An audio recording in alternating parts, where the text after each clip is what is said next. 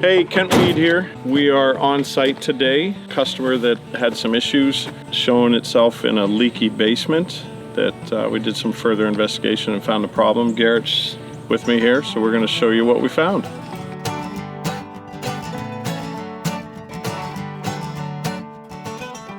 So we were called in on this job. They had a sump pump failure that flooded the basement, and we found additional damage from a water leak coming through the basement foundation wall.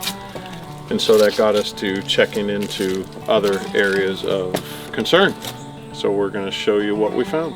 We have a whole flower bed, little flower garden here, and they just naturally hold more water. You can see by the brick line it's falling away, and you can see they've done a little bit of repair here already trying to get this water out, which is good, which is what we want to see.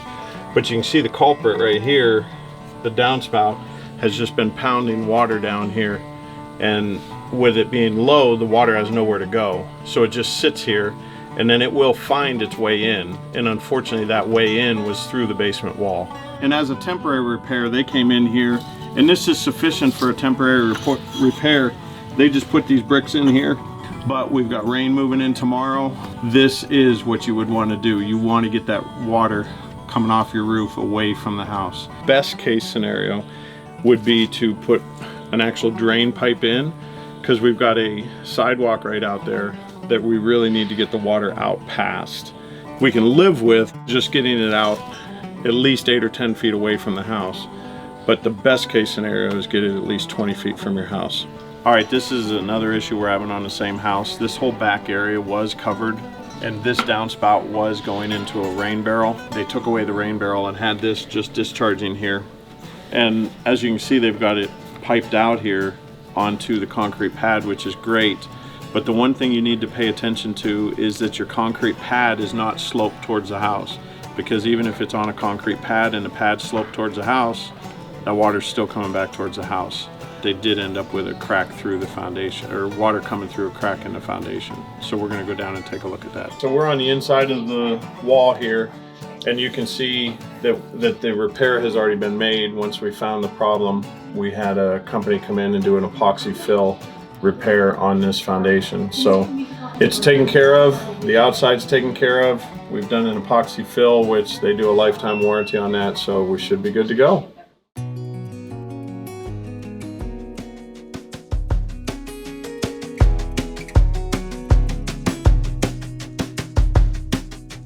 Lost again, going back around, dreaming of a time when I get things right. Lost in the shadows of a million stars.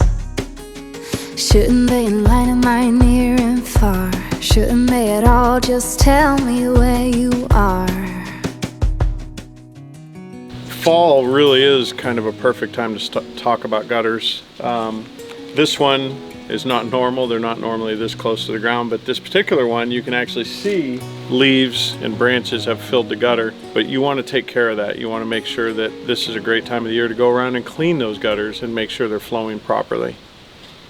So what are some of the issues that we had? A downspout discharging right down against the foundation, causing a low spot, which holds the water by the house, which then it ends up draining down in and can ultimately get into the house. We've also had downspouts that have an elbow on them and maybe even have a splash pan, but just don't get it far enough away from the house. We've got good gutters, we've got good downspouts, we've got a splash block or even a pipe on there, but if that water doesn't have a way to get away from the house, it's still coming back towards the house. It's still going to be a problem. We had gutters that were full at the top, and so the water can't even get down the gutter even if we have proper drainage. So you got to make sure that your gutters are clear, in good repair, not damaged. Water, when it is in the pipes in your house, is a great thing. We love water in the pipes because we want to take a shower, we want to take a bath, we want to drink a glass of water.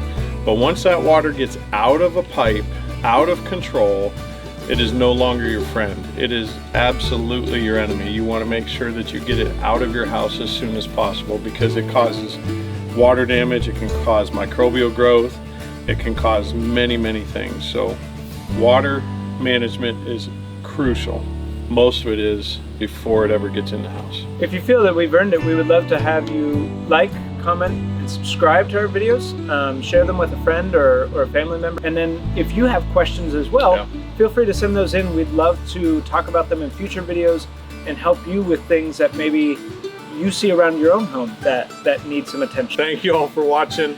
We hope we can be a help to you, be part of our community so we can be part of yours. Thank you. See you soon. Bye.